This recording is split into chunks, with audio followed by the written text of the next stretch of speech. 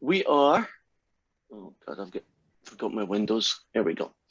We have started vector functions. Give me a second to find the right window. Here we go. We have started vector functions, and we talked yesterday. We talked on Wednesday about the domain of a vector function, and wasn't the domain the usable values of t? So let's just do an example of a vector function. So 1 over t, t squared plus 1, square root of t minus 3, right? A function like that. And the domain is what we're after here, of a vector function, also called the space curve, is the usable values of x. So essentially you take each one separately and you find out if they have, because sometimes they don't, if they have any restrictions. Would you agree that 1 over t only has one restriction? Don't make t 0. It ain't going to happen. And would you agree t squared plus 1 doesn't have any restrictions, so we'll just ignore that one. And what would be the restriction on a square root like t minus 3? Square root of t minus 3. What would be the usable values of x for that one?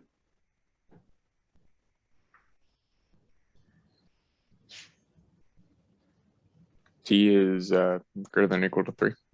Okay, and then you combine them. In this case, doesn't the t greater than or equal to 3 already take care of that restriction?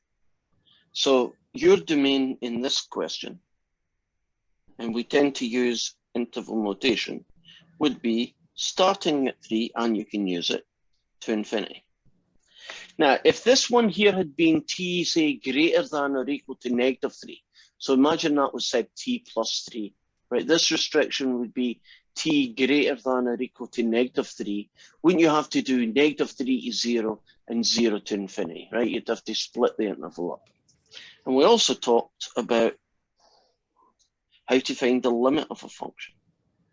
So if I asked you to find the limit as, say, t tends to infinity of, say, 10 over t, 2t minus 1 over 4t squared minus 1,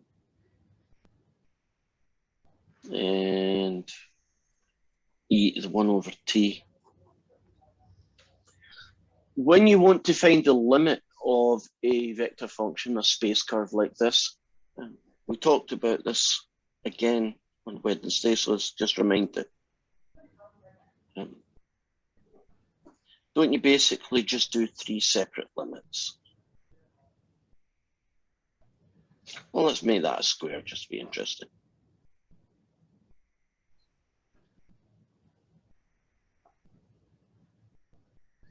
And each one works independently of the others. They have no interaction. In this one, wouldn't you use brute force? So 10 over infinity gets you 0. In this one, couldn't you use L'Hopital's rule or divide top and bottom by t squared? And if you did so, you'd get a half. And I would probably use brute force again. And 1 over infinity is 0, but e to the power of 0 is 1. Isn't it okay to have some of those equal to infinity or negative infinity as well, right? That can happen. And I believe I spoke about what does that tell us. Well, if you do a space curve, a vector function, if you do a space curve in 3D, it does all sorts of things, but eventually, according to this at least, as t gets larger, it becomes linear, right? It just zooms off at the direction 0, 1/2, 1. So it's kind of the end behavior of a space curve. Can I just keep calling it space curve from now on so I don't have to keep saying both terms? So if I say space curve, I do mean vector function, right? I just prefer the name space curve. It kind of tells me what it is. Any questions so far about that very, very quick summary of what's going on? We feel good about that? You want limits, find the limits of all 3 things. You want to do the equation of something, you go ahead and do it. Let's give you a very simple example of one that we already know how to do. Suppose I have the point 1 to negative 3 and q is 0 to 5. And I would like to know the space curve for the line joining P to Q. So you start at P and you go to Q, and the line obviously continues forever. Wait a minute, isn't that essentially what we've been doing in the previous section, Tuesdays? Right, you want the equation of a line, don't you find its direction vector? So in this case, it's P to Q. And what's that? 0 take away 1, 2 take away 2, 5 take away negative 3. And then x would be, let's pick that as my point, 1 minus t. Y would be 2 just on its own, because 0t you don't, right? And z would be negative 3 plus 5t.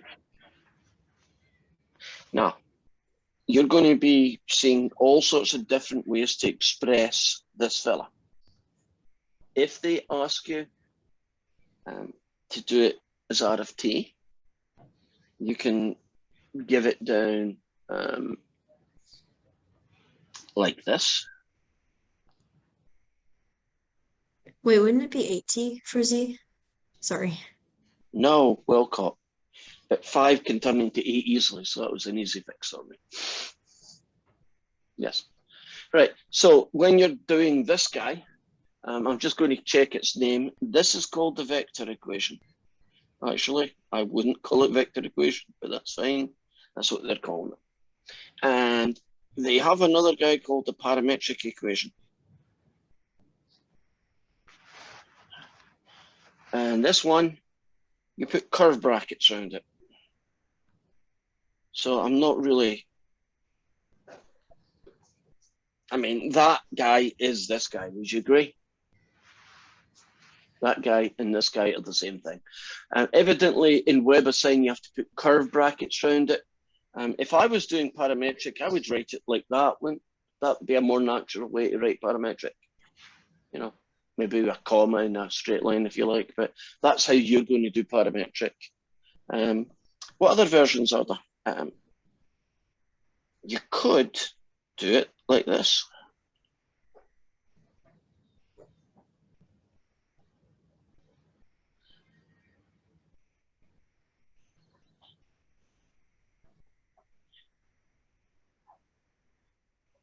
See, I would have called this the vector equation, right?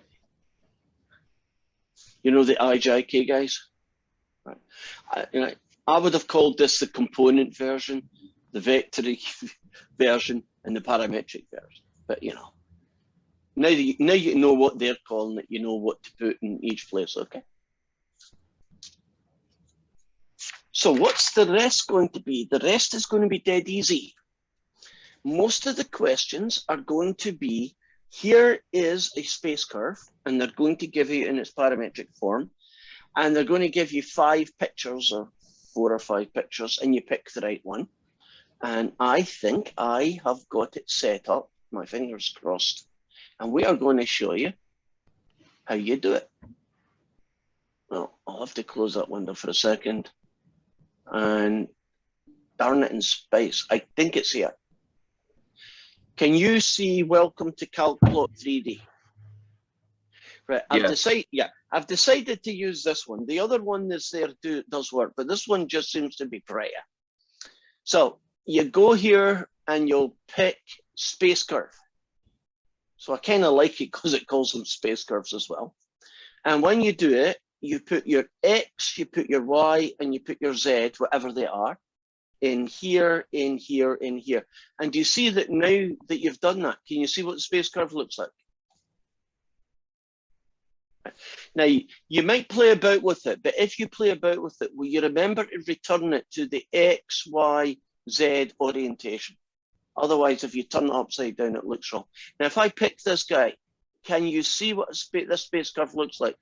I'm not keen on the fact they keep changing the colors. I think it would have been easier if they just made it all red, right? But whatever reason, that's not a big deal. That particular shape is called a helix.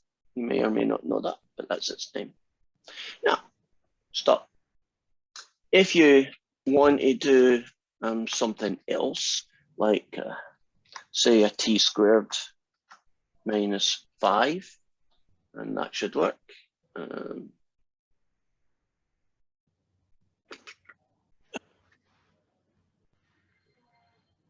2t plus 1. That should work. Hey, stop moving. Right. And then I should be able to just draw the damn thing. So why is it not changing? Because that's not him. Oh, that's weird. Okay, I'll start with my space curve again. Oh, shooting space. Okay. Let's show you that one. There. There's a pretty weird space curve. There's mine. There.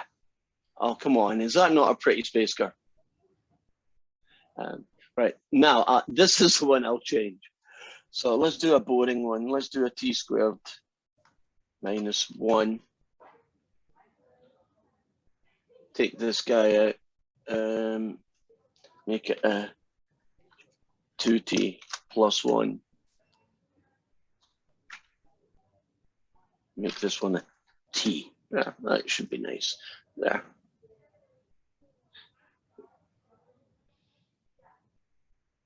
Whoa, that's kind of fun. I'm just playing about with this thing because I can. There. And take that one out. Take that one out. And there's one. There. You see that guy? It's just a boring curve.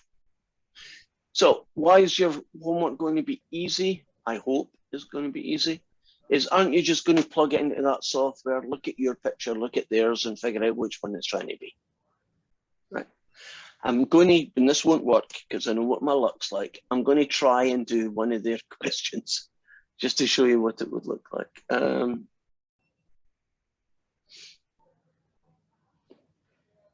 Let's go back out and in. Okay, where are you hiding? Where are you hiding? Don't know. I'm gonna have to find the right window. Which sounds like it should be some easy, but it isn't. I think I found it. Okay. Check it. Looks good. Okay. I've got about 8 windows open right now, which isn't much fun. Not for me. And none of them are that window. So how many am I going to get that window? Oh, it's not updating. That's what it is. Right. I'm going to have to kill that window. Right. I knew I shouldn't have tried this. I just knew it. And it's there. Gotcha. Are you now looking at 13.1 vector functions after about 10 minutes of me fiddling around? Right. Suppose you wanted to do t cosine t, t, and z sine t. I'm not going to fight my way through that window and draw the shape, but it will be one of these guys, which has Does anybody else's graphs come up blank when they do their homework on WebAssign? These graphs here are going blank on me right now. Do you see that? They Mine weren't come up going that way normally. No, they weren't doing it. Oh, look, there we go. Do you see one of them now? Yeah. I don't know why it went blank. Evidently, it just took time to load up. But can you imagine that that's what your shape looked like, and you would say that one, right? So you may have to wait a little while. That's what it seems to be. Yeah, can you see the shapes now? That's quite an interesting one, isn't it? Like a spiral cone. It's going along the surface of a cone in the y-axis direction. And this is some boring kind of slinky shape. Oh, that's kind of pretty. See it? That's kind of pretty. Okay, I'm That drifting. reminds me of some mega corporation. Can't place my finger on it. You know, it does. And if it doesn't, it's probably a mega corporation in a sci-fi movie, because that's the kind of symbol they would end up using. It's a real meta reference there. Okay. We have now, I'm going to pretend, because I'm not convinced I did it well, but you get the gist of how you're going to finish those questions, right? Have fun with the software and figure out how to make the thing work. But there's nothing major being asked of you, so I'm not going to dwell on it to any great extent, because I want to start the next section. Can I clarify, where do we find that software? Is it It's in in Eleven Canvas. It's in Canvas towards the bottom of the top module. And I think it's called Calc 3D. But there's two there, but I still like the Calc 3D, even though I had a bit of hassle getting it. So are you now hopefully looking at the white stuff? Right. We are now going to look at something that is amazing.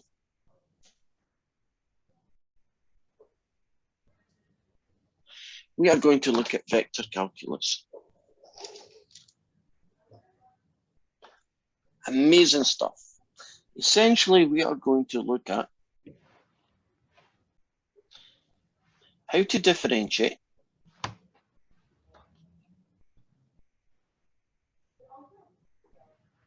vector functions.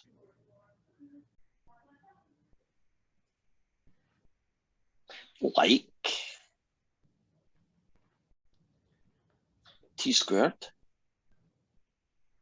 sine of 2t plus 1 and e to the t cubed. There's an example of a space curve. We are going to find out, how do you differentiate vector functions? You know how to differentiate functions, right? That's what Calc 1 is about, right? And secondly, how to integrate vector functions.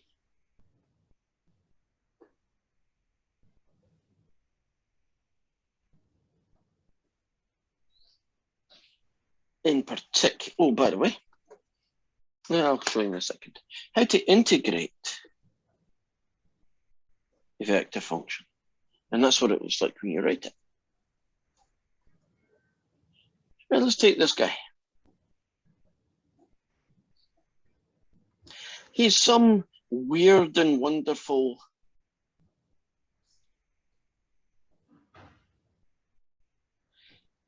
space curve, right? The notation, thankfully, is what you'd expect it to be. The derivative of a space curve is called r dashed of t.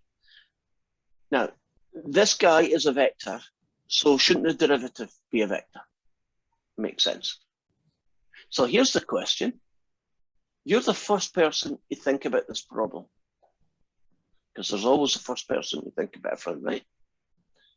If the world was fair and everything was sensible, how do you think you would differentiate a space curve?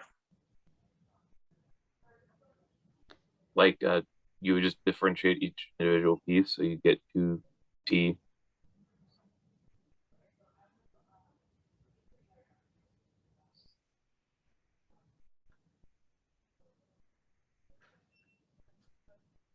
You would differentiate each one totally independently of the others. Wouldn't that be a very simple way to differentiate? Sounds ominous. It isn't. It's the exact way to differentiate a vector function. So if you knew Calc 1 well, couldn't I get you to differentiate a vector function and you wouldn't think anything of it? Because basically, don't you just differentiate 3 times? Now, you got to remember product rule, quotient rule, chain rule, right? Power rule. You got to know that the derivative of a sine is a cosine, right? All that good stuff from Calc 1. Pretty much what you've got there. Now, visually, what on earth is that? You know that in Calc 1, a derivative just basically tells you the slope of the tangent line at any given point. So what does a vector derivative tell you? Well, I want you to imagine this as an analogy I like. That the space curve is a roller coaster, right? That's a space curve, right? And you're traveling along the space curve like that. And you find its derivative, which is this guy, and you find its derivative at that point there. Right, so can you imagine what r dash 10 is? Right, imagine we put 10 in there. And I'm making no attempt to be the right numbers, but it's 20, 5, and 3, right, just for argument's sake. That's a vector. If I draw a vector here, can you see the tangent vector, r dash, would probably look like that guy. So here's your analogy. This is a roller coaster. At this point here, the roller coaster is broken. The vector that you shoot off to your death in is the derivative. Can you imagine as you leave the roller coaster and go, wee, right? That's a linear vector. That is what your derivative is telling you. Do you like the analogy? That you get visually what you're seeing there? Because sometimes you just do something algebraically and it's I'm just doing it because that's what you do. You get a little bit better feel for it. And that's essentially how you get a derivative. So let's suppose I wanted to get the integral from 0 to 1 of this space curve.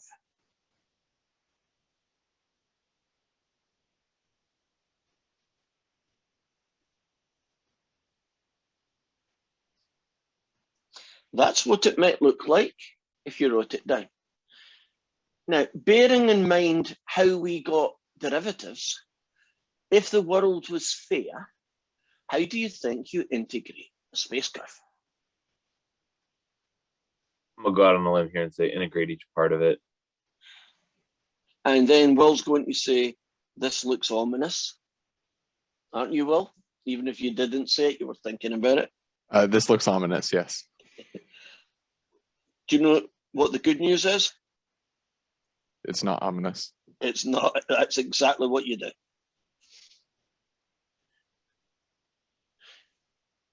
Isn't that cool that you can do integration and derivatives of space curves without essentially doing anything new? Aren't you just doing it 3 times rather than just once? So this guy is what, a half t squared. This guy is 2/3 t cubed. And this guy is t squared plus t. And you get a half. This one, you get 2/3. And this one, you get 2. Now, what on earth is the integral of a space curve giving you? Well, it's giving you a vector, right? All of them end up getting vectors, agreed? So would you agree that the integral now loses the concept that the integral is the area under a curve? That can't be an area, right? It's a vector, right? An area is a fixed scalar, right? And don't think of it as 3 areas. That actually isn't a good analogy. What it is measuring is not what you would expect it to be measuring, right? So the integral, right? This integral of this space curve is this vector. This is what you're measuring. It's not exactly this because you have to tweak it a little bit, but essentially this is what it is. Can you pretend that this guy is this space curve here? And you're starting at t equals 0, right? And you end up here at t equals 1, right? So you can imagine this is the original space curve. Okay. This fella here is basically the average direction vector on that curve. So Can you imagine taking all the vectors from the origin, right, all the way to the end, right? And can you imagine what the average direction from the origin of a point in that curve is? Does that make it? I'm not sure I've explained that well, but that's the best I can think of. Can you imagine? Right. So you could think of that as, yeah, I guess the average direction. I can't think of another phrase. Is there any reason you'd want to know that in engineering? If you had a moving object and you wanted to know the average, If you have a bunch of force vectors and you want to find out where the average force is, and the magnitude of the force would probably be pretty helpful. Okay, that makes sense. Where you've got a whole load of different forces acting and you want to try and figure out what single force would be the same as it. Yeah, okay. We Also, don't, yeah. Also, if you, I could be wrong on this, but I believe if you want to find the amount of work done on like a non-constant force where it's like a vector, you have to do something called a path integral. This looks fairly Like- similar to that. So there are reasons why people want to do this. I can understand because there's a lot of reasons why we want to do first derivatives because they're very helpful in doing all sorts of cool stuff. Integrals, we don't spend anywhere near as much time. I was just wondering why, but it seems there are uses for it, right? So there are reasons you want to do it, and that's nice. So what we're going to get practice at doing is finding derivatives, and lesser amount of time, we're also going to find integral functions. And I actually found the page that we need to see in all the windows I've got. I've found it pretty quickly. So let's show you what the questions look like. I have one right in front of me. Might as well start with this one. This guy is question 1. This section is 13.2. And the space curve that we're going to differentiate is e to the negative t, 7t take away t cubed, and the natural log of t. And its derivative, differentiate that and remember the negative 1. That's 7, 3t squared, and that's 1 over t. It's as simple as that. Okay, it isn't going to keep as simple as that, but at least right now, would you agree that's pretty straightforward? You know, do what you do, get your answer. Right.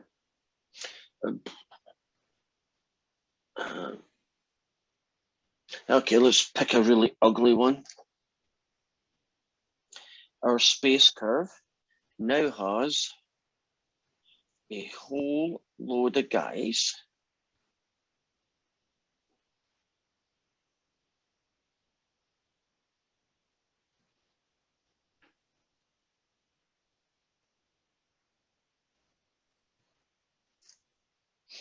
and do you see the space curve as being in the IJK notation?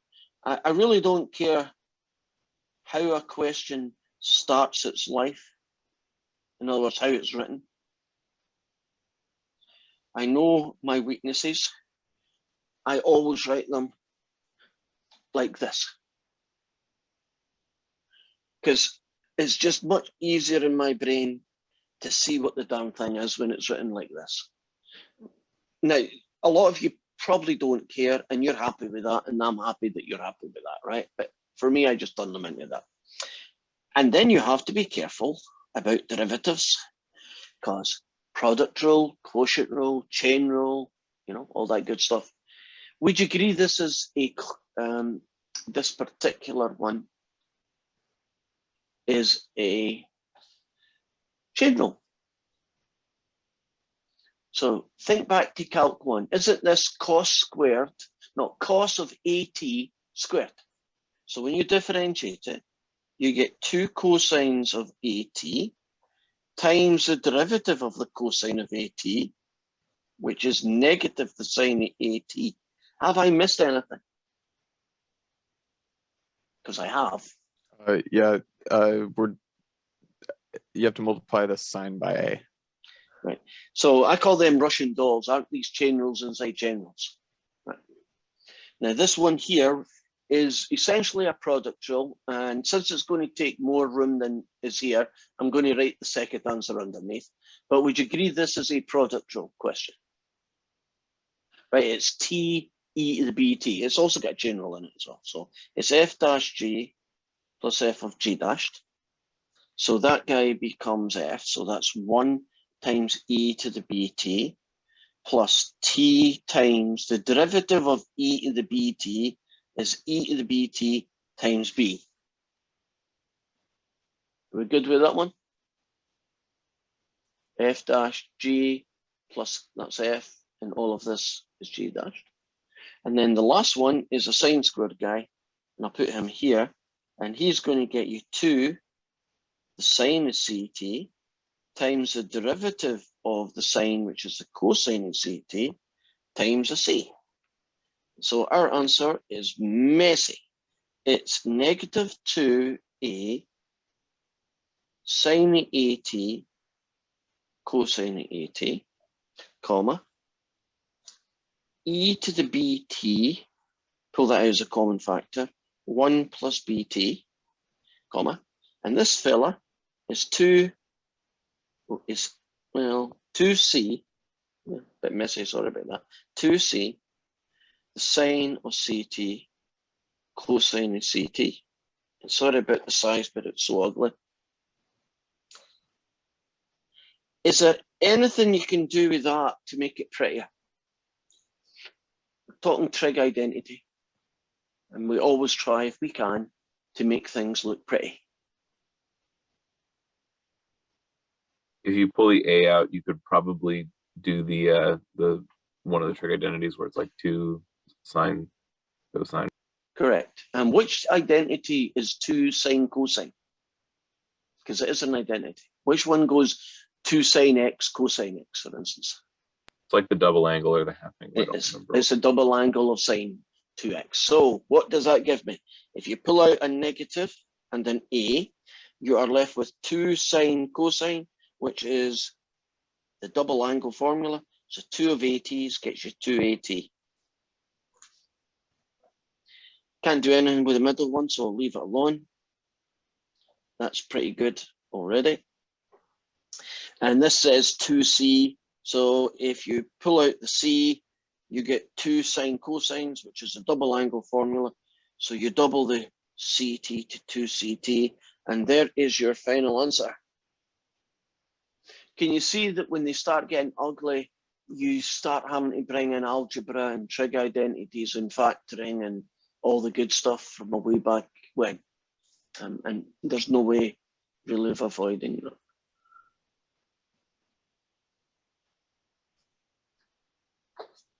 Are we good? Now I'm going to show you a really weird one.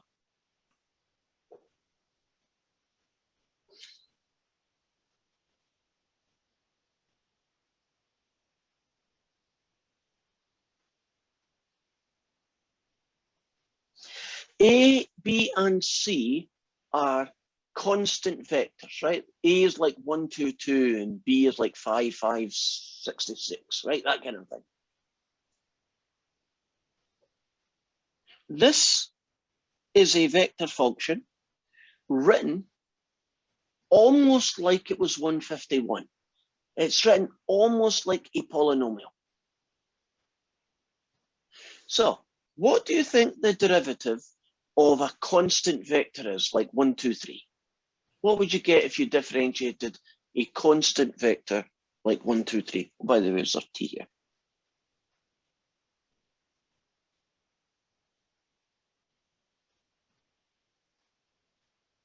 Any takers? In Calc 1, if you differentiated 4, wouldn't you get 0? Right. This is Calc 3 now. What would you get if you differentiated a vector that had nothing but numbers in it, even if you don't know what the numbers are?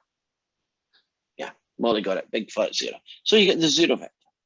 Now that's a t, okay?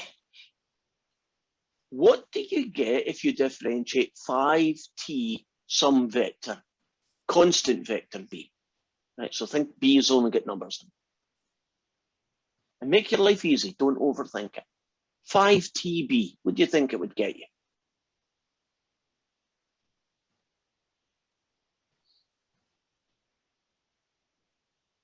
Think simple. 5tb. 5. Okay, with a b attached, agreed? Yeah. And now that you've seen this one, shouldn't the last one be a lot easier? What would t to the 6, some constant vector c, get you?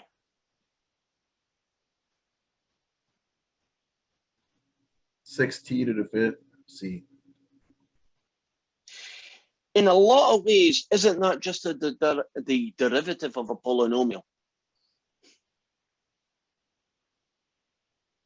So this is a rather unusual format for a space curve, but what it shows you is very interesting property. Don't they they behave very similar to what Calc 1 polynomials would do. Here's another one.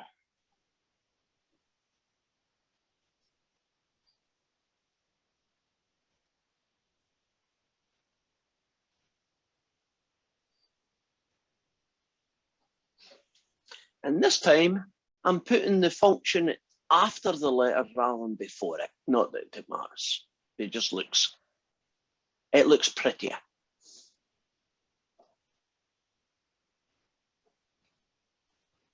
What would its derivative look like? And don't overthink it.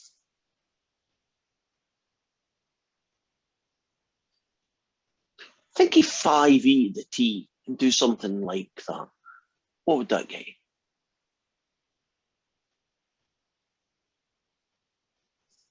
A e to the t. Have you seen that in this world, a constant vector behaves in many of the same ways that a scalar behaves? Right. So wouldn't this one then be b cosine of t? Right. It's a different kind of space curve, isn't it? The way it's written is different. But isn't the math of it not that dissimilar to Calc 1 math? We're just thinking, if somebody went and said to you, I don't know, y equals a e to the x plus b sine x, I hope you wouldn't have a lot of problems in telling me that the answer was that. Would you agree? You wouldn't have thought twice about that. Well, isn't that essentially the 3D version of this? So you don't have to do like chain rule No, and treat A and B as variables at all? no. They are constant. When I say constant, I mean 1, 2, 3. They are numbers. You just don't know what they are. So you don't need to do chain rules or product rules or anything in this question, at least. Now, you don't get to do this, but they should, because it's fun.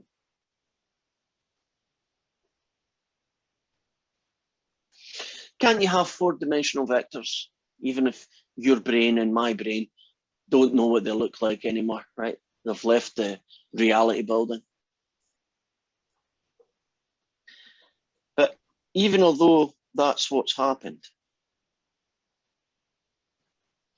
isn't it easy to find our derivatives? We don't care how many dimensions my vector has. Isn't the rule for differentiation pretty simple? I'm not doing it, but couldn't I do a string theory 11-dimensional vector? I just differentiate 11 times. Now, since we're on things being similar, or at least straightforward, how about this problem?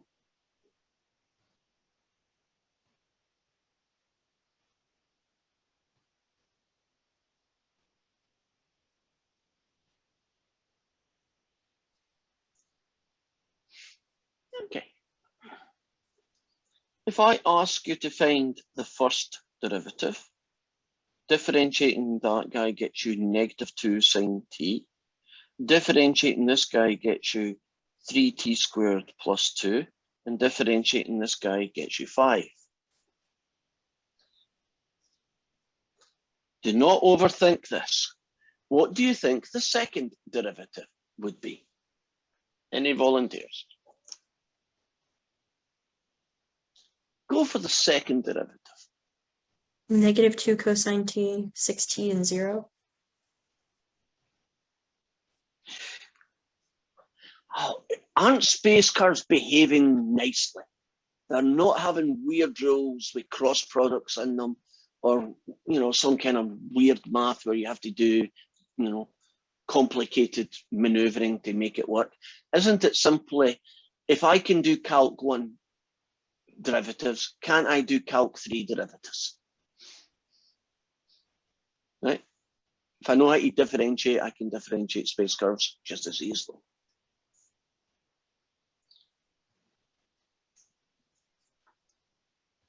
Are we good so far?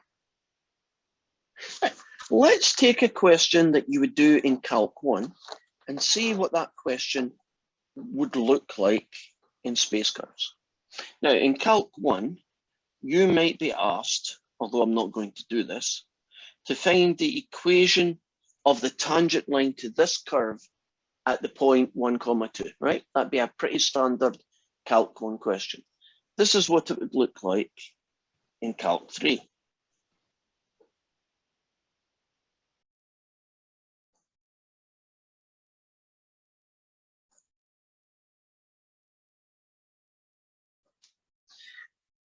You would be asked to find the equation of the tangent line to this space curve at t equals 1.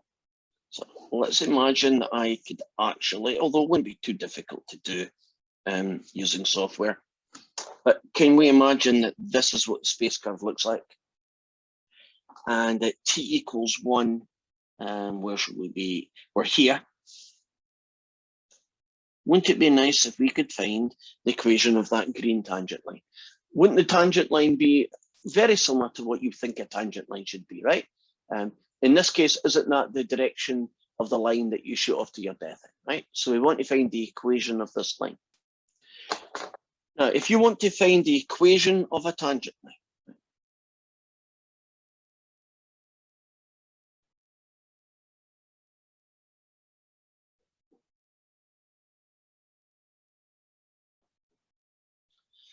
if you want to find the equation of a tangent line, you need 2 pieces of information. Don't you need to know the coordinates of a point on that line? And don't you need to know its direction vector? Because if you have those 2, can't you get the equation of any line, including this one, right? Now, since it's happening at t equals 1, won't P be that point on the curve when t is 1? So can I just go here and plug in 1, 1, and 1? So what does that get me? 2, 2. Oh, there's a fluke. I didn't know I was going to end up doing that. 2, 2, 2, right? So far, so good. How do you think I'm going to get the direction vector, the direction of that tangent line?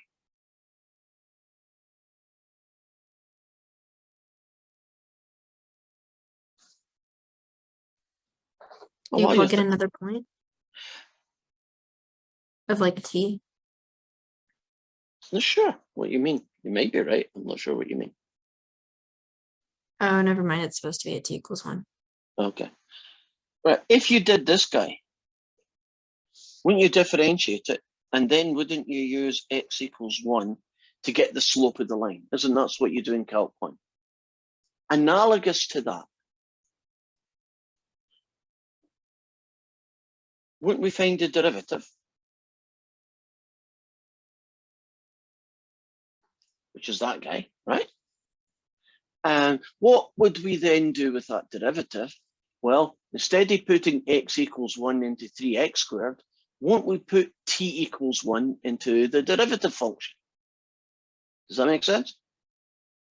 And so 2 lots of 1, 2, and 3. And now that we know those guys, can't we do the equation of the line? It would be 2 plus 2t, 2 plus 2t, and 2 plus 3t. Or in parametric form, because who knows, sometimes they ask you for parametric form, you write it like that.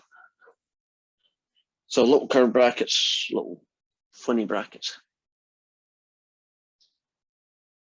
So tangent lines in 3D are still lines, thank goodness, right? And isn't the way that you calculate slope has left the building now. Isn't this a direction vector? It's not a single number, the slope is 5 or the slope is -5, right? It's lost that way of looking at it. But isn't a direction vector in its own kind of 3D way, isn't it telling you, like the slope, the direction that the tangent line should be in? I like the word direction now better than slope. I know some of you are probably still hanging on to the concept of slope here. I'll try and put you off it if I can. The analogy I like to give, imagine you're in deep space and there's nothing near you, right? There's not a planet anywhere. There's not a star anywhere. Which direction is up? X, Y, or Z? Whatever direction you want it to be. Exactly. Well, it's the Do you see? opposite of down. Which is cyclic argument, so that doesn't help us any.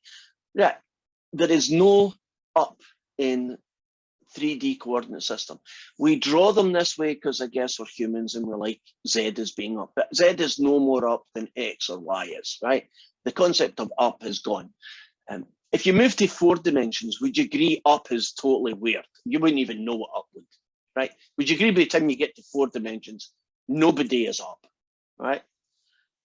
And so if you don't have an up, the reason I'm trying to put you off that is there's a lot of people try and make little triangles and they try and make little, you know, slope things go on in their brain. Isn't slope a scalar, a single number? Isn't direction a vector? It's got 3, in this case, 3 numbers. So don't go slope. Just throw that out the window and think direction now. It's just easier on your brain. And say hi and bye-bye.